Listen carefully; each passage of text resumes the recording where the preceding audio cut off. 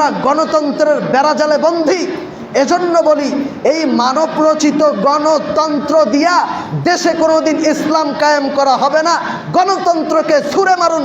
এ দেশে যদি ইসলাম কায়েম করতে হয়, কোরআনী আইন বাস্তবায়ন করা হয়, তার এক নম্বর মাধ্যম হলো জিহাদ দ্বারা খেলাফত কায়েম করা। কোরআনের আইন আসলে কোনো ধর্ষক ধর্ষণ করতে পারবে?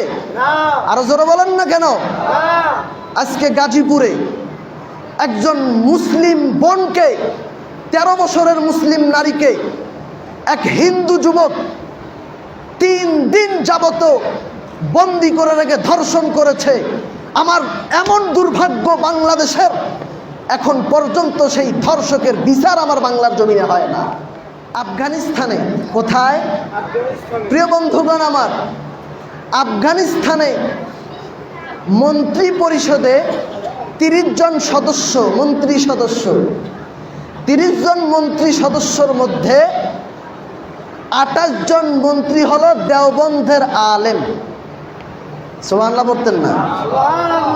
যেই রাষ্ট্রে 30 জন মন্ত্রীর মধ্যে 28 জন দেওবন্ধের আলেম হতে পারে, ওই রাষ্ট্রে কি অশান্তি না শান্তি? আরো জোরে বলেন। পর্যন্ত সেই ধর্ষকের বিচার আমার বাংলার জমিনে হয় না। এর থেকে কপাল পোড়া আর কে হতে পারে? 99% মুসলমানের দেশ, সেখানে একজন হিন্দু আমার মুসলমান বোনকে 3 দিন বন্দি করে রেখে ধর্ষণ করতে পারে। এই কুলাঙ্গারের শাস্তি কেন এখনো হয় না? তাহলে বোঝা গেল কোরআনের আইন ছাড়া এই দেশে কখনো শান্তি আসা সম্ভব? আরো জোরে বলেন। গণতন্ত্র, আজকে যেহেতু প্রসঙ্গ উঠলো বলেই ফেলি, গণতন্ত্র।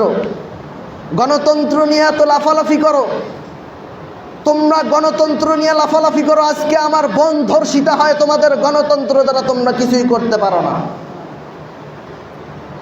আজকে মসজিদে হামলা হয়, তোমরা গণতন্ত্রের হুজুররা কিছুই করতে পারো না।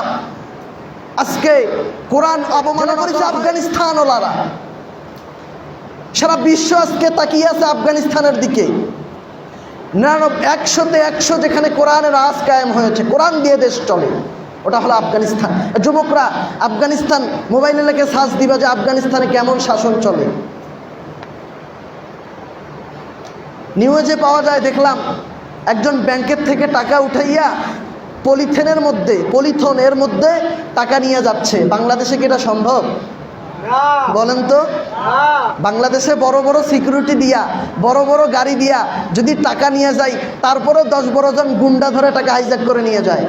ছিনতাইকারীর দেশ বাংলাদেশ, খুনিদের দেশ বাংলাদেশ, রাজাকারদের দেশ বাংলাদেশ, খুন্ডা বদমাশ চাঁদাবাজের দেশে ভরে গেছে বাংলাদেশ।